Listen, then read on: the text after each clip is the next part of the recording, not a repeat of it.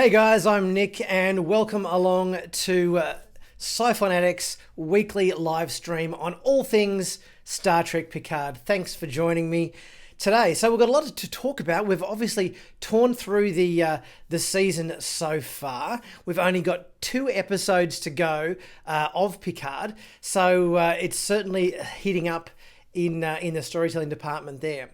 As always, we've got the lot of CBS production stills that have come out just yesterday to showcase a few little new images from Picard, and we're going to have a look at those. We're going to have a bit of a chit chat about some of the stuff we saw in last week's episode. There's some interesting stuff that came about there. And just overall have a bit of a chat about everything that's going on in the show, whether aspects we're liking, maybe aspects not as liking as much, and we'll see how that all plays out.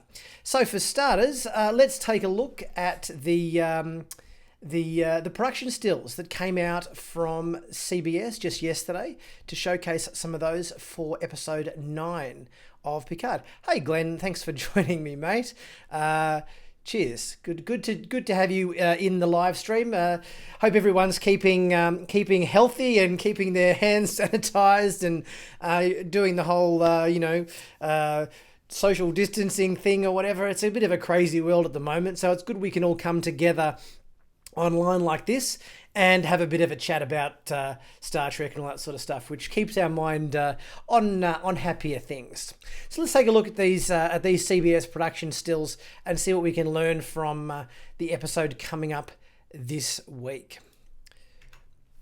Okay, so this was one of the shots that was in the trailer, which is now there's no indication in terms of the episode what these are. These are some sort of ship or spaceborne life form or orbital defense platform that appears over Soji's planet. And obviously the La Sirena comes in contact with these guys. Any theories from you guys in terms of what you think these ships are? Are they ships? Are they orbital defense platforms? Are they a spaceborne life form of some kind? I mean, it certainly looks like from the shots that we saw in the trailer that these ships seem to be quite hostile, as their posture seems to be slightly aggressive, and the fact that we have a shot in the trailer of the La Sirena on fire and headed down towards the planet doesn't bode well too much for the old La Sirena. We can see just on the front of that fireball the two what would you call them? They're not nacelles. They're sort of nose prongs or nose fins from the La Sirena, with the rest of the ship completely engulfed in a massive fireball. So, hey Santi, welcome along to the live stream, mate. Welcome from Barcelona. I think you're probably right, Glenn. Orbital defense platform, semi-biological, does make sense. Obviously, these ships are very, very floral in nature, and it seems like the flower motif has been definitely a recurring theme within this show. I think the fact that Daj and Soji's names were both came or originated from I think it was orchids or flowers or something from memory. Their father, or their implanted memory of their father, had named them that based on orchids or something. So there's a floral motif with their names. We've got these ships in orbit of their planet, which look like gigantic space flowers.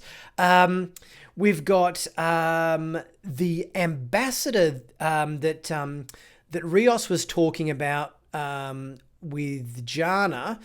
He named himself when he introduced himself Rios and Rios's Captain Vandermeer as Beautiful Flower. We've had flowers in some of the Romulan Admonition visions that have driven them mad. So there's definitely an ongoing and recurring floral theme within Picard that I'm sure is possibly going to be revealed or make a little bit more sense, probably in either this episode or certainly by the next one, I imagine. So yes, obviously these flowers don't mess about, because the La Serena is looks like it's pretty stuffed. The whole ship is on fire here, and they look like they're about to crash land on the planet. Hey, welcome Jerry, welcome Alexandra, welcome everybody. And now there's a shot here, and this is from an earlier trailer, which has got our crew on Soji's planet. Now they're all on foot, which kind of leads me to believe that the ship has most likely crash landed on this planet, and they've all none of them seem to have any scratches or anything or injuries. So they seem to have potentially survived their little crash landing unscathed, and they're all now on foot, potentially headed for Soji's this building, which I guess is the research facility, I guess you'd call it, maybe, where all of our flesh and blood androids have most likely been constructed. This is probably where Soji and Daj were created by Maddox. So it'll be interesting to see what that's all about, and who in fact is in this facility. We've got a few stills coming up from this episode, but there are no new characters that we haven't seen. They're all our all characters of our pre-existing cast members. So it will be very interesting to see as to whether we get to see any other androids at this facility, whether we see any scientists, any of Maddox's lab partners or lab assistants or other cyberneticists that he perhaps worked with, because it seems surprising that it would just be Maddox on this planet by himself. Like it's a fairly big building, a fairly big installation. So a facility of this size, you would imagine, would have a staff on hand to help build the androids. And obviously, we don't know how many there are. There could be two. There could be 200. Who knows how many androids they've been building on this place? But I'm sure we'll find out. But looking at our next photo, which is one of our new CBS production stills from just yesterday, we've got Picard and Soji in what looks like some sort of laboratory. We've got like a some kind of pod there in the background with a kind of a chair, which is obviously maybe some sort of test chamber for the construction of androids. So I wonder whether this is where they're all built. We've got in the background, just over Soji's shoulder, we've got looks like a mechanical arm and a few sort of android robotic kind of bits and pieces on like a bed in the background there. And if we look very, very closely, and I have a close-up shot, if we look just behind Picard's elbow to the extreme left of frame, and if we zoom in, we'll see a photo on the table there behind Picard, and it's a photo from remember the video that Jurati was playing in her quarters and having a bit of a teary about, with her and Maddox. Were they baking cookies or something, or they were cooking something, I think, from memory. It was her home video. She was watching it in her quarters on the La Serena. This photo looks like it's taken from that. So it's a photo of Maddox and Jurati kissing, it would seem, directly behind Picard's elbow there. So we've obviously got Maddox's workbench here. He's got a photo of him and Jurati on the bench. So it's just tucked in there, as you can see, tucked in there behind Picard's back. So this is clearly Maddox's lab, perhaps even where Daj and Soji were built or tested. Yes, eagle eye. Yes, thanks, Santi. Yes, you got to look in really close to some of these photos. I've got another one coming up too. That's another zoom in. So we'll have a look at that in a sec. So Alexandra, you reckon this is Soji, same outfit as the group pic earlier? Nice observation, Alex. Yes. So we've got So if we look back at that photo there, where they're all arriving on the planet, she's wearing the same grey singlet that is in this shot. So yes, I would say this. You're quite right. I would agree. This is most likely Soji. This isn't another Daj Soji twin, because remember there is another twin which is unaccounted for, and that's the twin of Jana. So obviously Jana was killed with Rios and Vandermeer 9 years ago. We've got Daj and Soji who are twins here, but we're missing another twin. Who was Jana's twin? She's obviously got another android twin out there somewhere. So I wonder whether she is going to pop up in this episode or another one. Let's take a look at our next photo. After that one. So here we've got Picard obviously looking out I'm guessing this is the window of the same room, just a slightly different camera angle. And we've got a bunch of test tubes. No, actually, Santi, Jana's twin can't be Beautiful Flower, because Beautiful Flower was with Jana there. So that was Jana and Beautiful Flower who visited Rios and Vandermeer on the Ibn Majid. So Beautiful Flower has to be different to Jana, otherwise Rios would have said Jana and her twin sister, or they both looked identical, or something to that effect. So I'm guessing Beautiful Flower does need to be a different individual than our Yana Daj Soji androids. If we look at this this bench here, we've got a bunch of test tubes, and we've got a few little beakers and vials and so forth on the counter. Now, if we have a look at the on the table, there's a glass, looks like an award of some kind. Let's just zoom in and have a quick look at that award. If we zoom in quickly, I don't know whether you can read it on here. We've got on the bottom of the award, I can't read what the award is, but I can read the word Maddox. So if you look on the top, on the plaque, on the award there on the counter, you can see that it does say on that very first line underneath the glass award, it does say Maddox. I can't read what the three lines under it say, but the first line does say Maddox. So we know this has to be Bruce Maddox's office. And if you look just to the left of the award, I'm guessing the badge with the D on it would maybe be Maddox's security pass for the Daystrom Institute, perhaps. He's maybe kept that as a bit of a memento, possibly. I haven't gone back and checked the first episode with Jurati to see whether it matches, but the giant capital D on it, and it looks very much like a security pass, leads me to believe this is probably Maddox's security tag from the Daystrom Institute. But yeah, apart from that, obviously Picard's magnifying glass isn't helping me either, Glenn. You zooming in on the screen. Yes, I took the screenshot and then I zoomed it in as far as I could before it went all pixelated.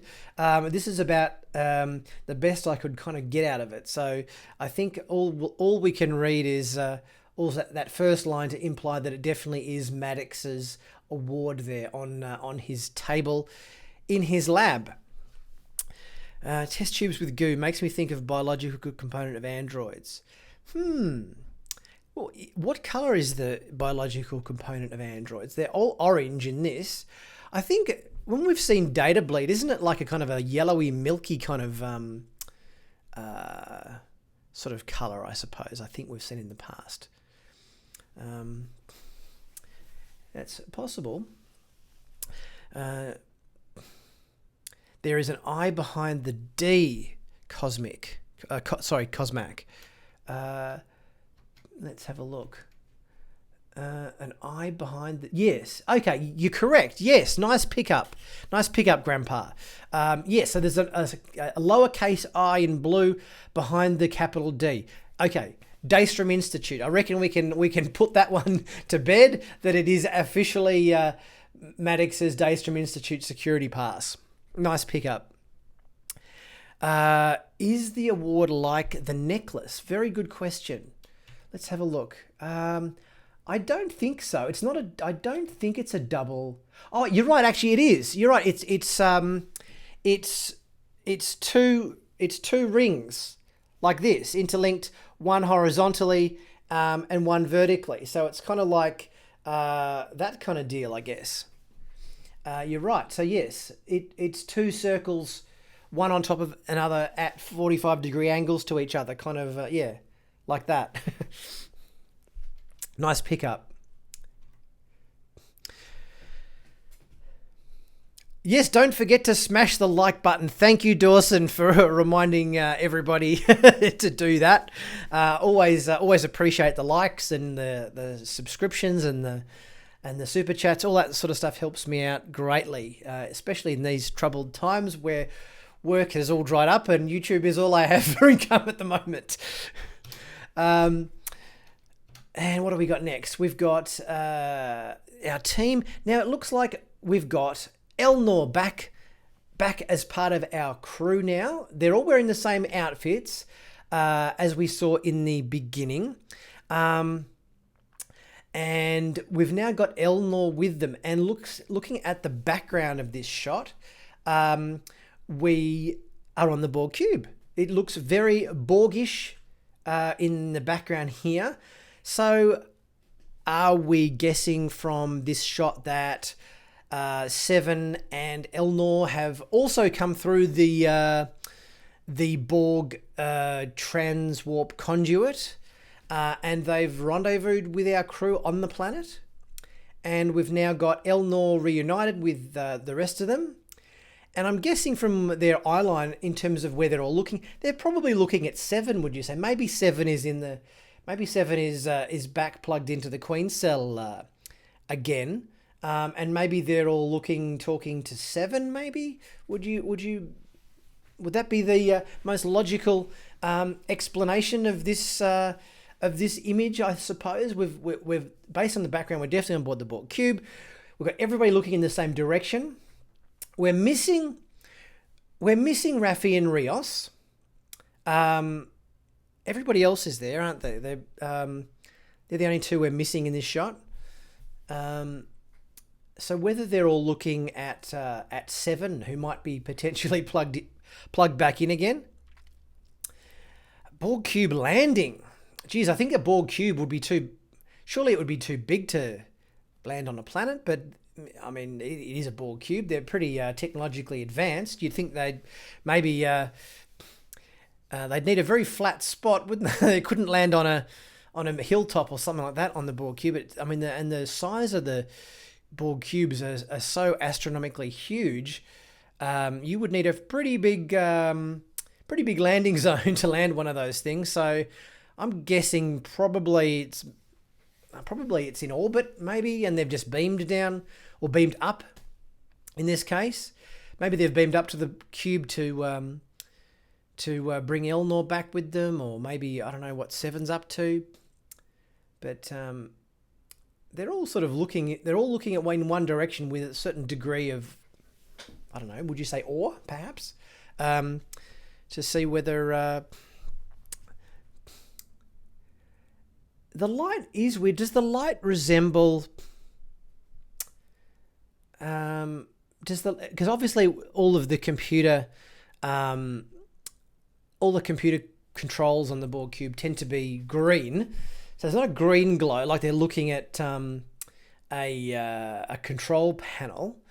And we've seen from the Queen Cell before that if it's activated, you've got all of the green lightning going on up the shaft of it. One thing what did have a white light to it was the spatial. Now I always mispronounce this. Is it spatial trajector?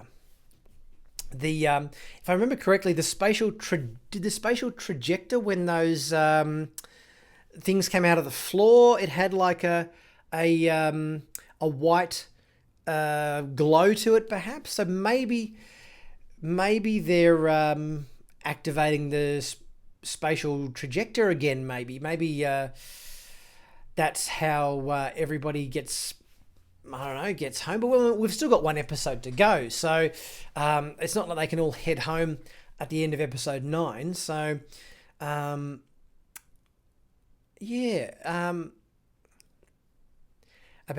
Borg cube about 3 miles in size and height, width and length. Yeah, it's not an easy thing you'd want to parallel park by any means. So I'm reckoning the beam down option is probably the way to go with this one.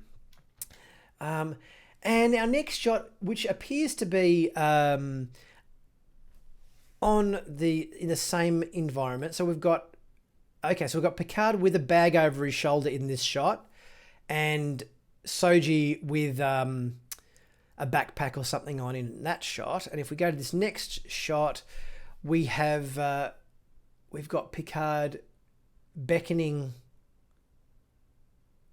to Soji. Now, what do you think? What do you think he would be beckoning? So that if they are in fact on board the Borg cube, which again, this looks like. You're right in terms of talking about the light is weird, Santi, before, because it almost looks like there's a white daylight kind of look that's shining on them. But Borg cubes don't really have windows, so I can't really see how this would be a window. But still, yes, SC. These are stills from episode 9. CBS just came out with these yesterday, so we're just going through some of these production stills and seeing what we might be able to learn about our coming episode this week. If Picard was in fact introducing Soji to Seven, perhaps, yeah, because I mean they're all maybe in this shot here, Seven's operating the cube. Maybe she's plugged back into the Queen Cell, and maybe in this shot Picard saying, hey Soji, come over here and let me introduce you to 7 of 9, perhaps. In terms of their outfits, Alexandra, I think if we look at where is it? Hang on a sec. They're all very drab. No one's wearing any colour. What is wrong? Is there no colour in clothing in the future? Does everybody need to wear drab, grey and olive and khaki? And there's everybody's just sort of wearing the same kind of greys and khaki kind of colouring outfits. Maybe the replicator on the La Serena only produces grey and khaki coloured clothing, perhaps, because it's all a bit. I mean, Elnor's the only one with any. Elnor's at least got a blue top on, but it's a very navy blue. David, that's a wild guess, David, to say that it's Data that Picard is introducing her to. That surely can't be the case. They wouldn't throw a perler like that in until episode 10, I reckon, if that was going to be the case. Because I've always thought it would be interesting from a storytelling perspective to bookend the season in terms of we saw Data a few times in the first episode of the season. It would be again a nice little bookend moment to perhaps see Data again at the end of the season. I think it would, bookend the show nicely to have a Data appearance on the first episode and at the last episode of the season. But I don't know. I reckon there's probably a greater likelihood that Picard is introducing Soji to 7 of 9 in this shot. Would be my assumption. I think that would probably be what I would say is most likely. Maybe it's Borg take the Maddox used to build the Soji. Maybe. Possibly. Interesting. SC. Floor look made of stone. Look. It looks. I mean, the background is so dark. It's very hard to tell, but the background of this shot here definitely looks like the texture on the walls of the Borg cube. So I'm pretty certain this is on board the Borg cube, because there's the texturing on the wall in the background looks almost identical to those hallways and corridors on the cube. So I reckon this has got to be on the cube, surely. But yeah, I can't really see. The background is so dark in this shot. It's sort of hard to tell as to whether this is on the cube or this is in some other environment. But based on what they're carrying, they're all carrying bags over their shoulders. Soji's got a bag. Picard's got a bag. Same as in this shot. So I reckon it kind of has to be the same thing, really. So yeah, so that's our production stills. But yeah, as you say, looking at our outfits here, we've obviously got Raffi and Rios as part of the group in this shot, but they're notably absent in this shot. So what are Raffi and Rios up to? If all these guys have gone back to the Borg cube to do something, I wonder whether Raffi and Rios have remained on the planet. What are they? Are they repairing the ship? Maybe, I don't know. The ship looked pretty damaged with that massive fireball engulfing it in the trailer. So yes. The other thing I was going to say, guys, is if the stream starts to slow down, my apologies for that. Obviously, with the state of things at the moment, with everybody home from work because of coronavirus and everything, and governments saying to us all that we're all meant to sort of, be socially distant to each other. The quality of the stream may suffer a little bit. So my sincerest apologies there if my stream does begin to break up or something. Please send me a message in the live chat if you think that if there is an issue at all with the stream. But I'm obviously it'll probably go through periods if it does go up and down. But yeah, please let me know if everything is good, because obviously I can't see myself. That's you guys' job. So yeah, just give me an all okay if everything's working out all right in the live stream department, because there might be a little bit of a hiccup from time to time if the internet happens to slow down because of everybody being at home, because we're all trying to be as social as we can, and it's good we can have things like chat to each other in terms of what we like on Star Trek Picard and all that sort of stuff, because we got to kind of do these things now in this crazy world that we're living in. So let me just have a look at the last couple of chat messages, see if there's anything we can. What do you make of the cases and supplies in the background in the cube? The cases in the background. I'm not sure whether you're talking about one of these stills we've just looked at, or there was a couple of shots where they did look at, they had a lot of supplies in the background. None of them have been detailed enough to kind of get a good glimpse at. So it'll be, I wonder whether that's something that is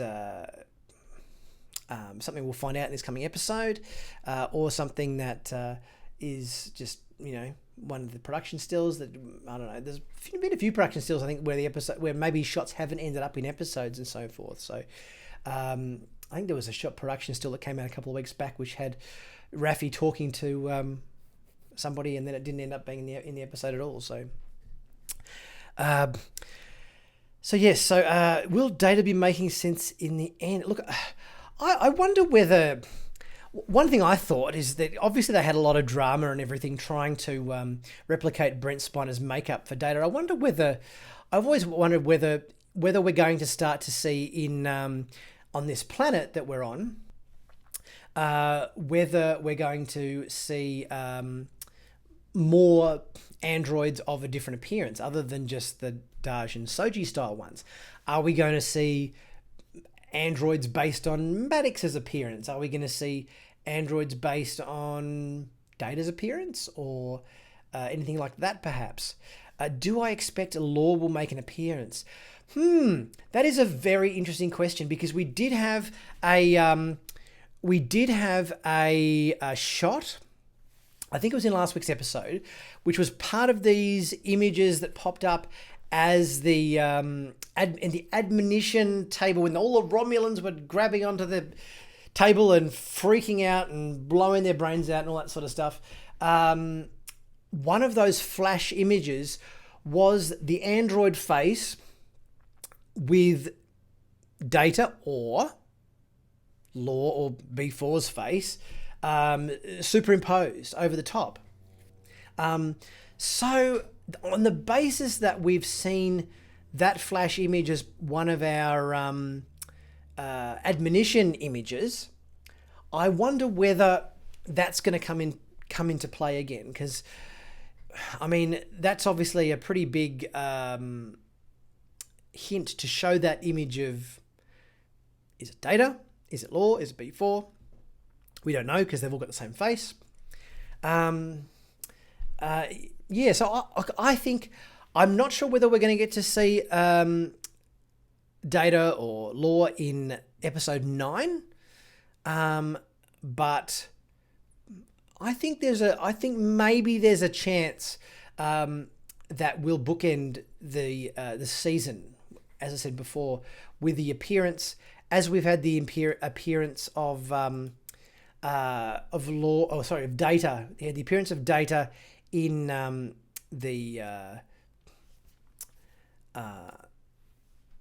the first episode, and I think there's a reasonable chance we will get an appearance of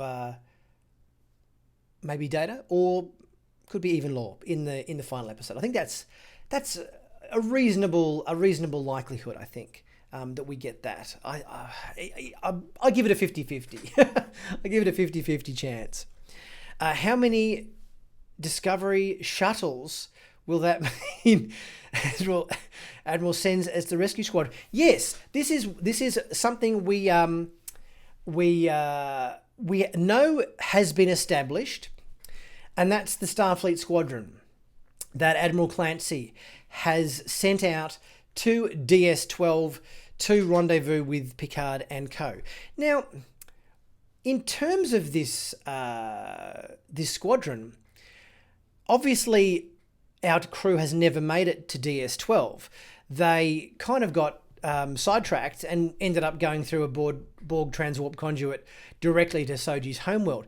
Does this mean that Picard has sent a subspace message to DS-12 to say to the squadron that Clancy has sent out to help him, hey guys, we're not coming to DS-12, we're actually going straight to the Vate system. Can you meet us at the Julian system? We'll be there because we're kind of taking a shortcut through this Borg transwarp conduit. I know you'll be a bit behind us, but we'll be there first, because I mean they know there's a bloody great Romulan fleet of ships headed to Soji's homeworld, so they better not sit twiddling their thumbs on DS-12, playing Darbo or something, waiting for Picard to show up, but he never shows, and they're just looking at their watch and thinking they've been stood up for their date.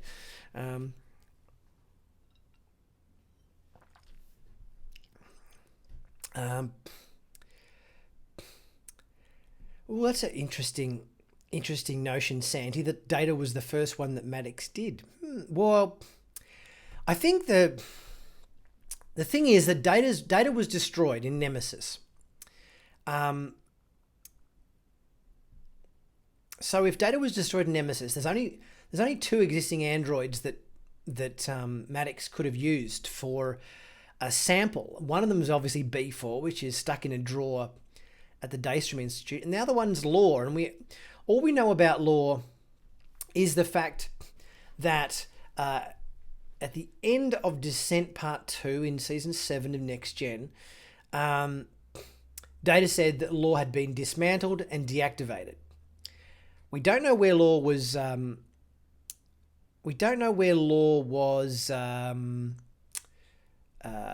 Housed.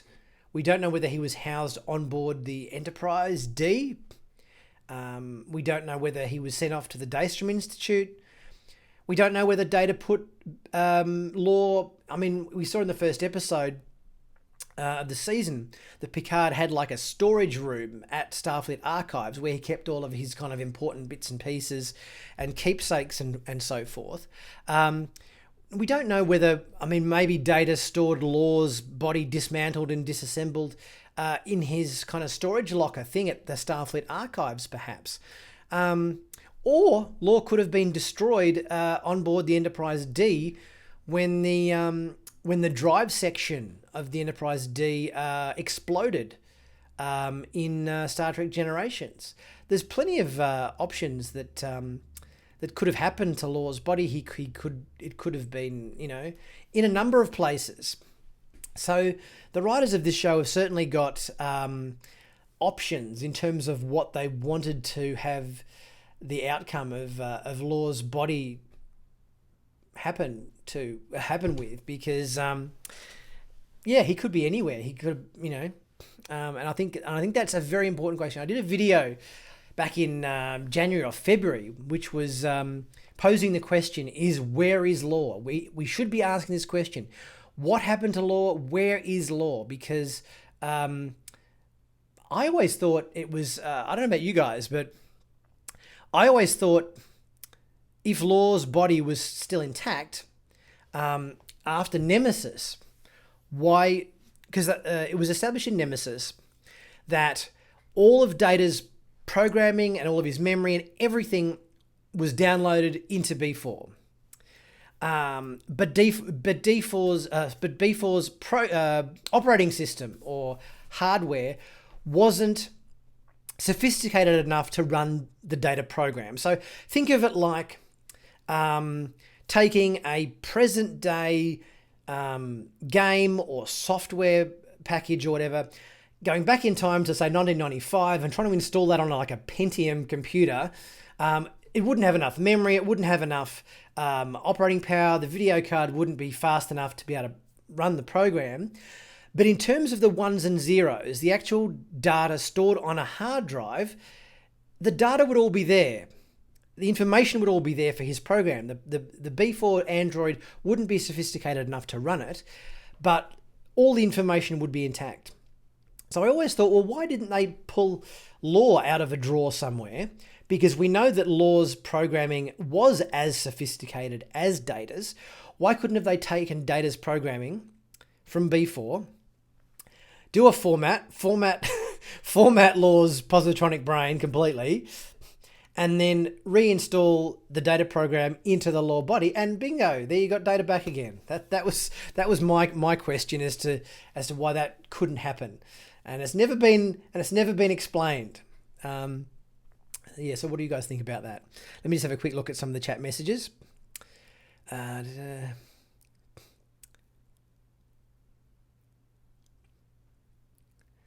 If it was Daystrom, then Law would have been sent there too. Yeah, okay. So SC, you reckon Law was sent to the Daystrom Institute, same as B4, okay. If the Romulans fleet has transport drives, they'll be there in a few hours or minutes. Yep, obviously this Romulan fleet is on its way to the planet, so the Starfleet squadron that Clancy sent better get their act in gear. I think the use of Law would be cool for long-time fans, but not for new viewers from the series. Yeah, that's always always the trade-off, isn't it, in terms of storytelling, shows like this. You want to pay service to the fans, which they have been doing in the show, and I'll give them a lot of credit for that. They have been paying a lot of fan service to dropping little bits and pieces of information that only fans would kind of get and new viewers maybe wouldn't get as much. But yeah, whether the writers and the studio would feel confident enough to drop in something like, lore, which kind of requires a bit of past history of the series to understand. Although that being said, obviously they dropped in Maddox, but Maddox, if you hadn't have seen any Next Generation, it wouldn't affect your ability to understand the story. You just know him as a cyberneticist that studied data and so forth. That seeing the previous episodes with him in it wouldn't impact upon the ability for new viewers to grasp the story. But probably lore's introduction conceivably would. They would need to insert a fair bit of exposition and backstory to get up to speed new viewers. So yeah, it's always a little bit of an interesting topic of conversation as to how much past history you inject into the story for the benefit of fans that new viewers wouldn't kind of get to the same extent.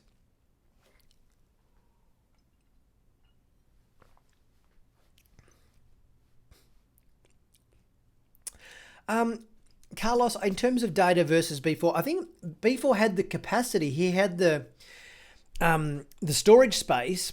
They successfully managed to copy and paste, for want of a better euphemism, Data into B4, but they just said that his software and programming wasn't sufficiently advanced enough to run the program. So Data didn't have enough RAM and memory and processing speed in his CPU.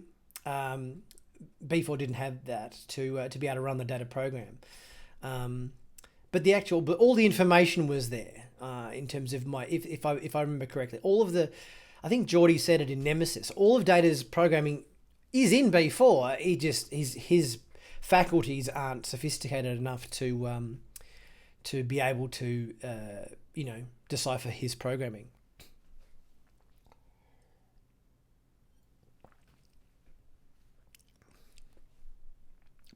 But there's a few other things as well that have been established in the show that might just pop up again in this series. What do you guys think about? Obviously, when we're in Nepenthe with Will and Deanna, and also Kestra, there was quite a few name drops throughout the course of the episode, on at least 3 or even 4 occasions, of this character called Rupert Crandall, who was some old ship captain that worked out of a starport on the planet. He was the one that gave Kestra the compass, which incidentally was broken until they arrived at Soji's homeworld, in which case it was not longer broken. So what do you guys read into that? We've got Kestra giving Soji this broken compass. She says it's broken, doesn't work. Crandall has given her this compass. The second they get out of the transwarp conduit, or is it when they're going through? I'm not sure. When Soji, it's in the trailer shot, whatever. Soji looks at the compass and it spins around and points in the direction they're headed, implying that the compass now works. What do you reckon this means? Because why would a compass that hadn't worked previously all of a sudden work? What does this imply? Yes, Alexandra, this is what I was getting at. I think, is there a good chance that this Crandall character, Rupert Crandall, is in fact Q in disguise? I I reckon it's a solid theory. It's a solid theory. I would certainly be willing to buy into that theory. It seems quite plausible to me that would in fact be the case. I think they wouldn't have dropped his name so many times in that episode if he was just going to be a nameless character we'd never heard of or saw again. Like, you don't drop a character's name about 4 times in the space of an episode if it's not going to pay off later on in the show, because obviously that's a fairly tried and true kind of writer's technique. You mention it once and it's a throwaway. You mention it 4 times and it's going to come back at some point to pay off. I think would be my interpretation of the whole Crandall thing.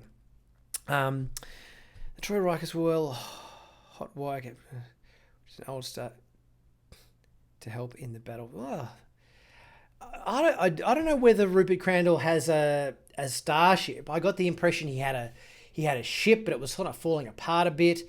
I don't know. The impression I got that it was more like a runabout kind of thing, rather than being a full-on starship that requires a massive crew. That this Crandall character had like a shuttle, not a shuttle, maybe a bit more than a shuttlecraft, but something like a runabout, or maybe something like a La Serena sort of sized ship, perhaps.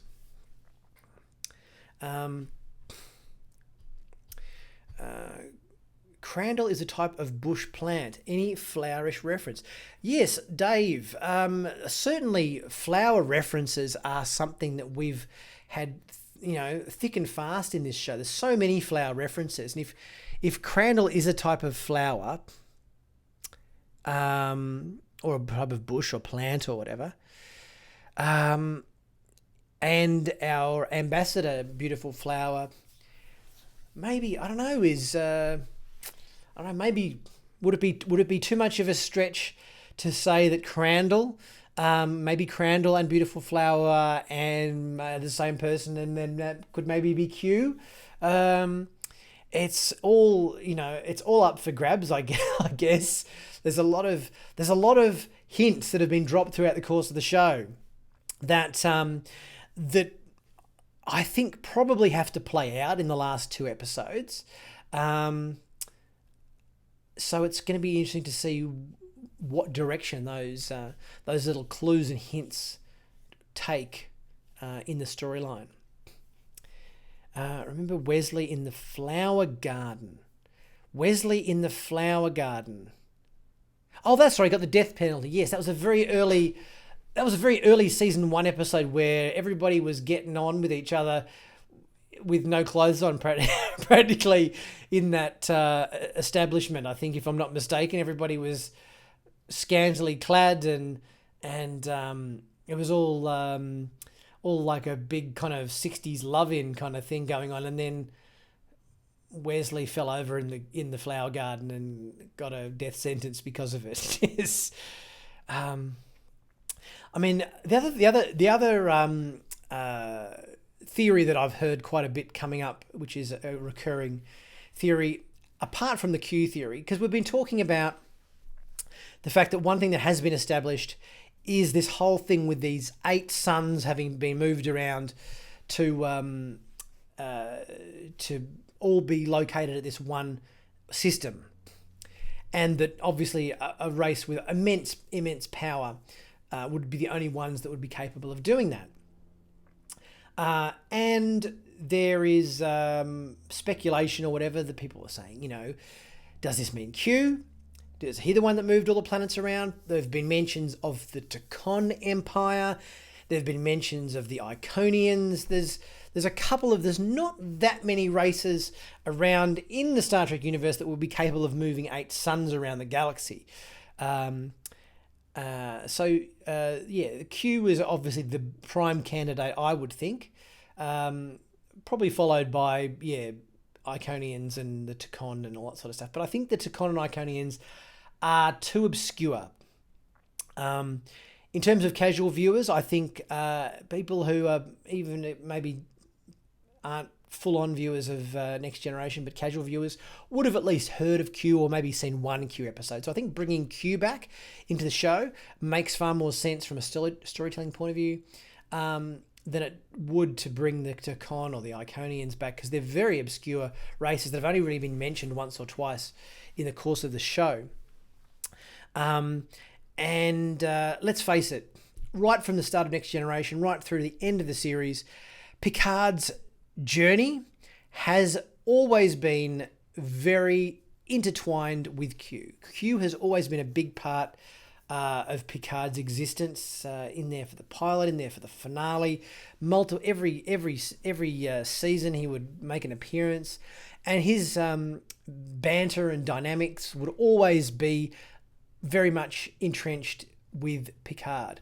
I think Picard's story is so intertwined with Q, I think really it makes most sense to me that the explanation of the whole 8 suns moving is probably going to be a Q thing of some description. Now, whether that means our Q or whether it means somebody from the Q continuum, I don't know, but I'm guessing that's a fairly probable theory, perhaps.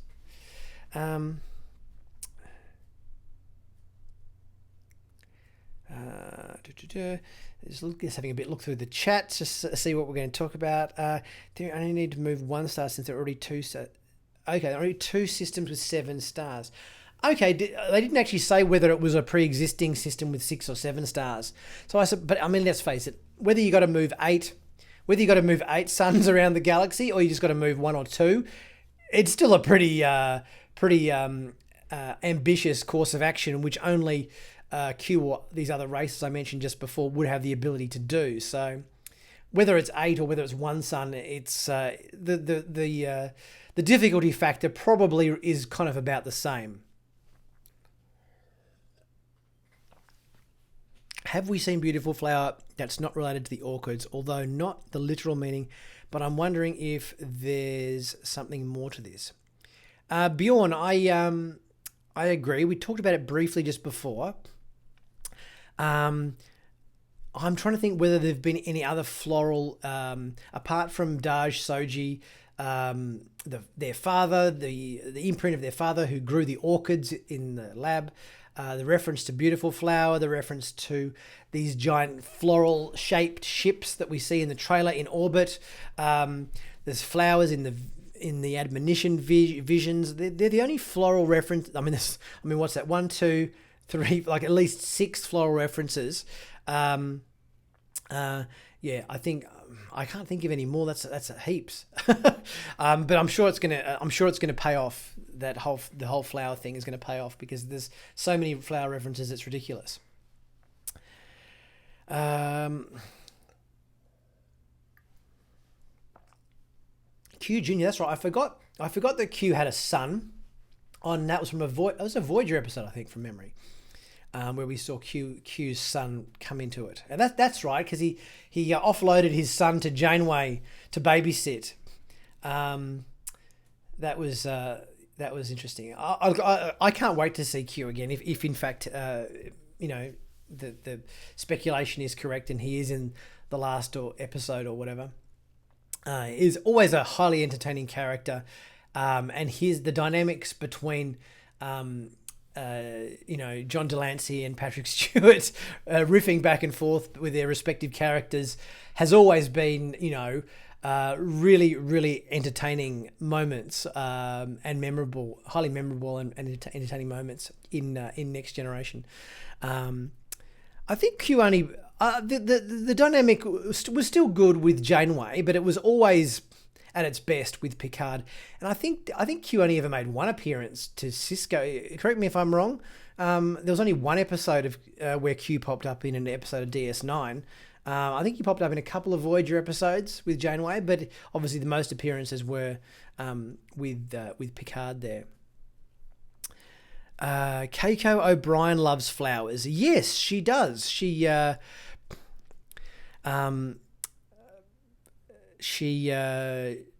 grew flowers in the botany lab, or what was it called? The Arboretum or something to that effect on the Enterprise. Although she was never involved in cybernetics. So I think we can probably discount Keiko O'Brien for being the instigator here, unless she's growing enormous giant space flowers. Something gone wrong, and some enormous space flowers being grown in her nursery. The flower references are most likely an esoteric reference to the flower of life in sacred geometry. Soji's necklace is the Vessia Pisces, which means creation and perfection. Oh, that's very deep, Vinny. Yes, creation and perfection. We've seen, obviously, Soji's necklace with the two interlinking circles. We've also seen, if we go back to our slideshow, the award there on Maddox's desk, again on his desk there in his office, we looked at earlier, is the two interlinking circles. As well, so it's. I'm not sure whether it's gonna, the two circles thing is gonna. I think the two circles thing seems to be more of a reference visually, at least, to the maybe the planetary system, because if you look at the all those images we had of the planetary system, which showed the orbit and the planets orbiting 8 suns, they kind of looked like the two interlinking circles that Soji wears on her necklace and so forth. So, beautiful flower kind of looks like Will Wheaton. What? What's this? We've never seen Will beautiful flower, so I'm not sure how that speculation is coming along, although obviously Wesley Crusher did go off with the Traveller at some point. Not that he's likely to be a beautiful flower or anything like that, even though he had sort of Traveller abilities or something, which kind of always sat weirdly with me. Tuvok, it's like an interlink with one circle. Tuvok was a Vulcan rapper. Yes, very, very good. I like it. Q is a species. Entity seems so overpowered, it's hard to have them. Yeah, look, I agree, Alexandra. Q has always been the in the Star Trek universe, the old Greek storytelling adage of Deus es, I never know how to pronounce this, Deus es machina, Deus es machina, which was the old storytelling, philosophy or technique, whereby the heroes in your story would undergo all of these hardships and turmoils and all this stuff, and just when everything looked like it couldn't get any worse, the gods would come in and solve all their problems for them. So, yeah, I think it kind of translates to something to the effect of, the gods come in and save the day, which has kind of always been kind of Q's. Q creates the trouble, but he kind of also gets them out of the trouble to a certain extent as well, or has done in the past at least, from time to time. So, yes, it will be very interesting to see whether Q's appearance, if he does in fact appear, because this is just obviously speculation, is his appearance to make trouble or to solve trouble? Because he kind of he always makes trouble, but then again, Picard has often, convinced him over the years to pull his head in and sort out some trouble when it's been occurring as well. So, it'll be very interesting to see whether if we do see Q showing up, whether it's going to be as a troublemaker or a trouble solver. But there's going to be mischief aplenty if it is the case, because let's face it, Q is a mischievous sod. Q is Apollo, yes. The flower of life symbol is okay. Sketch next. Oh yes, the sketch next, Snoke's missing hairpiece. The sketch of the person next to Jana in that photo is Rios, young Rios. Rios did say when he was talking to Raffi about that photo that that beautiful flower sketched that photo of him and Jana when he was on board the Ibn Majid with them. So the person who did the sketch was Beautiful Flower, and it was a sketch of Rios and Jana. So, maybe it looks a little bit like present day Will Wheaton. I'm not sure about that one.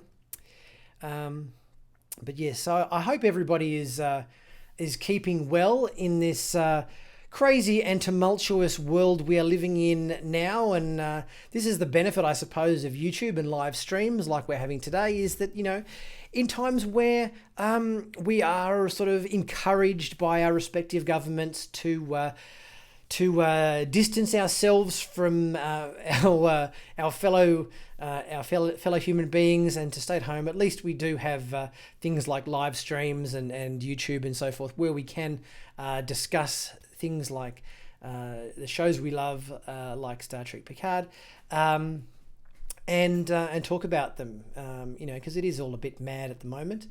And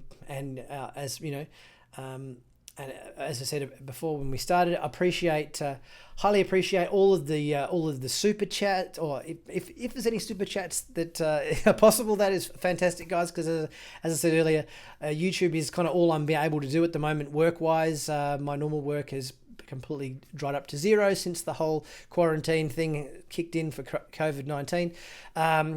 Appreciate all of the likes and subscriptions and comments that you leave, and thank you so much for all of the messages in the chat today. We've had a little bit of discussion there, which is good, and a few interesting theories pop up.